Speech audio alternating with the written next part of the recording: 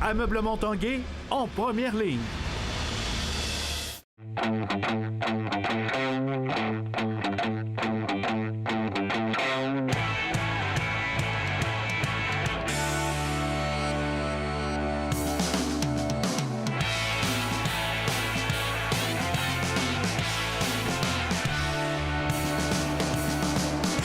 À tous, un bon mercredi. Bienvenue à l'Esprit sportif. Dans l'émission aujourd'hui, un reportage sur la récente clinique pour entraîneurs qui a été donnée par le personnel d'entraîneurs du club de football Rouge et Or. Mais d'abord, on parle de la nouvelle saison de Just Run, lancée cette semaine partout au Québec. Il y aura plusieurs événements également, plusieurs courses hautes en émotion dans la grande région de Québec.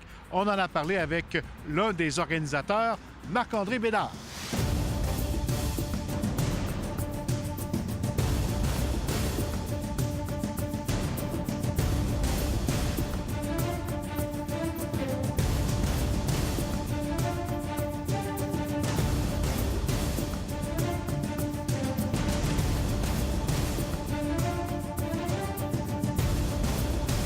Marc-André Bédard, bienvenue à l'Esprit sportif. Merci. On est ici pour parler de courses et de courses événementielles avec le lancement de la saison et des activités de Just Run. Et cette année, vous avez encore un calendrier qui est bien rempli. C'est ça, on a une trentaine de courses là, à travers la province, dont 6-7 dans la grande région de Québec. Puis ça commence rapidement là, avec une demi-marathon là, dans la région de Montréal qui s'en vient dans moins d'un mois. Fait qu'à partir de là, on va en avoir toutes les fins de semaine, même souvent 2 dans la même fin de semaine.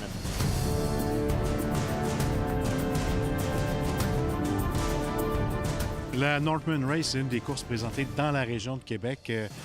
Qu'est-ce qu'on fait comme événement? Qu'est-ce qui se passe? Dans la Northman Race classique, c'est vraiment une course à obstacles. Donc, ça le dit bien. On a des versions plus difficiles pour les gens qui sont compétitifs. C'est chronométré. Donc, ils ont 8 km à faire en montagne.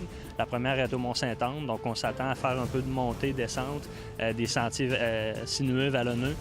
Puis au travers de ça, nous, on va rajouter une trentaine d'obstacles construits, plus des obstacles naturels là, qui sont soit déjà sur le terrain ou que nous, on va juste jouer un peu avec le terrain pour ajouter. Tout le temps dans le thème de bûcheron.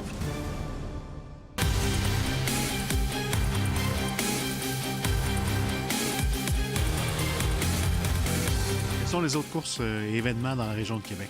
On commence avec les bootcamps. On a 2 bootcamps, là, une à Jonquière puis une dans le coin de Saguenay. À partir de là, le 18 mai, 1er juin, ces 2 courses-là. Fait qu'on va commencer la saison là-bas avec une course qui s'appelle Bootcamp Race. Ça, c'est une course qui est vraiment accessible à monsieur et madame tout le monde, justement. C'est un 6 km avec des obstacles un peu plus faciles, mais vraiment axé sur le côté militaire. Après ça, ça tombe à Radar, au Mont-Radar, pour la Prison Break, c'est la 7e année, là, si je ne me trompe pas, au Mont-Radar. Donc là, on a un super terrain pour faire un thème d'évasion. C'est vraiment une course qui est basée là-dessus. Donc les gens vont s'évader de prison, comme le nom de la course le dit. Puis à partir de là, ils vont se faire courir après par des vagues de policiers. Donc c'est ce qui ajoute un peu à cette course à obstacles-là. C'est encore une course avec des obstacles, mais il y a aussi des vagues de policiers pour essayer de t'attraper finalement. Puis une fois que tu réussis à finir ta course sans t'être fait attraper, on a des petits drapeaux comme au football. À partir de là, tu as droit à ta médaille, puis ton chandail, puis ta belle expérience en général.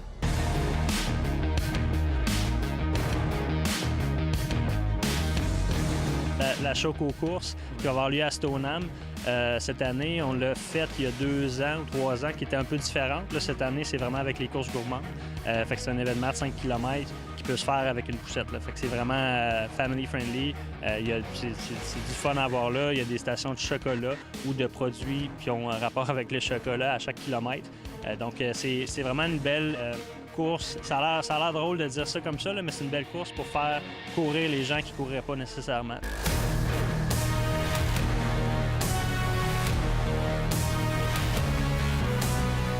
Pour finir, dans la région de Québec, là, on va avoir la X-Men aussi, que ça aussi c'est un classique de la région de Québec qui a lieu au relais. Puis là, celle-là, c'est une course qui est vraiment plus purement course à obstacles. On enlève un peu le thème, on rentre vraiment dans le côté course avec des obstacles, un 7 km, beaucoup d'obstacles construits, originales, de toutes les sortes. C'est une des courses à obstacles les plus populaires là, en Amérique du Nord, littéralement. Les autres, les Prison Break, Northman, Bootcamp et tout ça, on en a dans plusieurs parties de la région. Puis on finit aussi là, avec des courses plus zombies, des courses de soir là, qui sont un peu dans la même idée que la Prison Break, mais de soir avec des zones de zombies. On peut s'inscrire dès maintenant, on peut le faire d'avance. Oui, absolument. Toutes les courses sont ouvertes là, généralement pas longtemps après qu'elle ait lieu pour l'année d'après. Donc, toutes ces courses-là sont disponibles. Puis sont surtout, c'est des bons moments pour acheter. Que ce soit une passe, que bon, on a notre passe, puis après ça, on choisit nos événements. Comme ça, on sait qu'on peut planifier, mais on peut toujours changer aussi, là, dernière minute. C'est la beauté aussi d'avoir plusieurs courses comme ça. On n'a pas juste une course. Bonne saison, Just Run.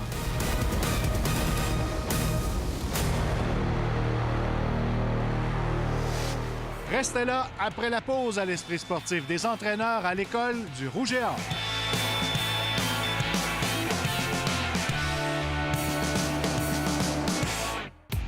En collaboration avec TVA et le Journal de Québec, Mathieu Performance fait plaisir aux passionnés de vélo. Inscrivez-vous sur la page Facebook de TVA Québec et courez la chance de remporter 2000 $ en carte cadeau chez Mathieu Performance, l'univers du vélo.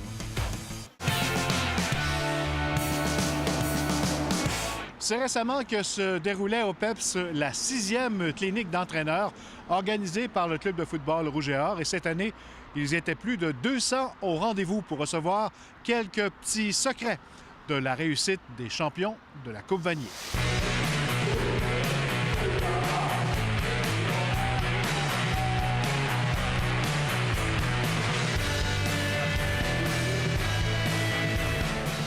La clinique d'entraîneurs des Rouge et Or, c'est une clinique, c'est pour partager nos connaissances de football aux différents niveaux de football qui sont collégial, secondaire, civil à Montréal. C'est la relève, puis je pense que chaque programme, là, tu veux investir dans, oui, nous, notre communauté, mais je pense qu'il y a du monde de partout ici au Québec. Je pense que c'est important de prendre cette fin de semaine-là une fois par année pour redonner à tous ces entraîneurs-là. Il ne faut pas oublier que nos joueurs proviennent de tous les programmes de ces gens-là qui entraînent, donc c'est très important. Aujourd'hui, on est dans les alentours de 210 entraîneurs qui viennent partout du Québec, de l'Est du Québec, de l'Ouest du Québec, de Montréal, Gatineau, Rimouski, Matane, Sept-Îles. Ils viennent d'un peu partout.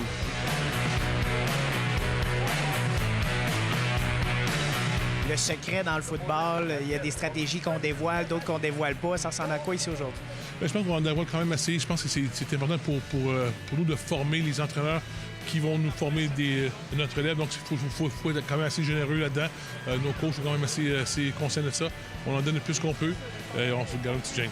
En principe, on a coach Constantin qui présente à chaque année. On a Justin, Étienne, Marc Fortier, Mathieu Bertrand, moi-même, Guillaume Rio et nos deux présentateurs invités sont Paul Lapalisse, coordinateur offensif des Blue Bombers de Winnipeg, et Corey Mace, coach de la ligne défensive des Stampeders de Calgary. Exposing my entire chest, everything I do.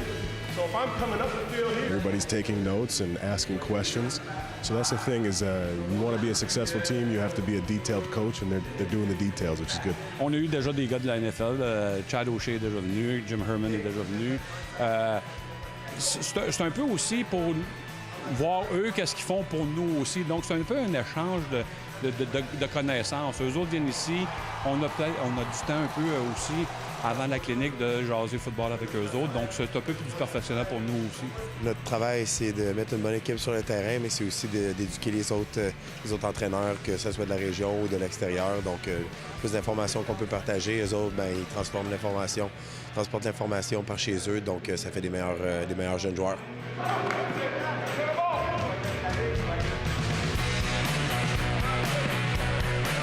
On a appris aujourd'hui peut-être un exemple? C'est que tu coaches pour les joueurs, il faut que tu les mettes en confiance surtout. Tu peux avoir de l'air brillant en tant qu'entraîneur avec des schémas bien sophistiqués, mais l'important, c'est ce que tes joueurs sachent, puis pas toi ce que tu sais. Beaucoup de techniques, beaucoup de petits détails, de petits trucs pour ramener à nos jeunes. Nous, on vient de Cécile, on ramène ça à nos jeunes sur la Côte-Nord. Vraiment intéressant.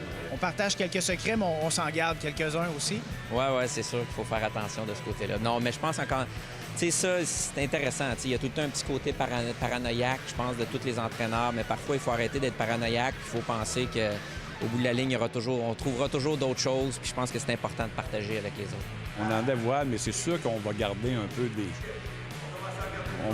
des petits secrets qu'on garde pour nous. Et là, il n'y a pas d'entraîneur des Carabins dans les estrades aujourd'hui. Non, on espère que non, mais c'est sûr qu'on peut pas contrôler. Il y a des joueurs peut-être ici qui ont joué pour Montréal, Sherbrooke, pour quoi que ce soit, mais on fait confiance aux gens. Qu'est-ce qu'on touche comme point? Quelles sont les choses qu'on dit aux entraîneurs? Bien, encore une fois, il y a différentes approches. Je pense que dans une journée comme ça, parfois, il y a de la philosophie. Mais c'est sûr que, bon, moi, en tant que coordinateur offensif, ça touche un peu plus la stratégie. Donc, c'est essayer de donner, encore une fois, c'est plus leur donner des outils. Puis parfois, on dit tout le temps, dans une journée comme ça, si tu sors avec un élément, bien, t'es gagnant à la fin de la journée. C'est football avancé, si on veut.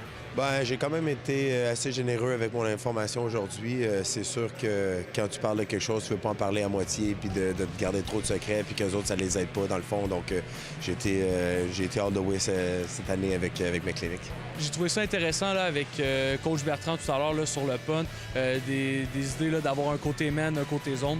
C'est quelque chose que je connaissais pas vraiment. Donc, ça peut être intéressant pour nos unités spéciales l'an prochain. Surtout des informations pour aider nos jeunes à mieux performer. Puis en même temps, ça nous donne des bons trucs en tant que coach, comment est-ce qu'on peut améliorer les jeunes en même temps. Même échanger avec les autres coachs qui sont présents ici, c'est très, très, très intéressant. Je pense que les gens sont satisfaits, sont contents, sont heureux d'être ici en fin de semaine. La clinique d'entraîneur grandit d'année en année, donc on espère dans les années futures d'avoir encore plus en plus de monde. I have half my surface to throw on.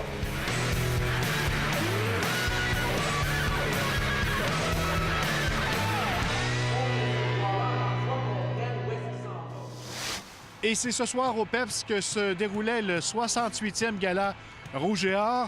Et notons que la basketteuse Sarah-Jane Marois et le footballeur Mathieu Betts ont été choisis athlètes par excellence de l'année. Plus de détails demain dans un reportage complet sur cet événement. Voilà, c'était l'Esprit sportif. Bye-bye tout le monde. À demain.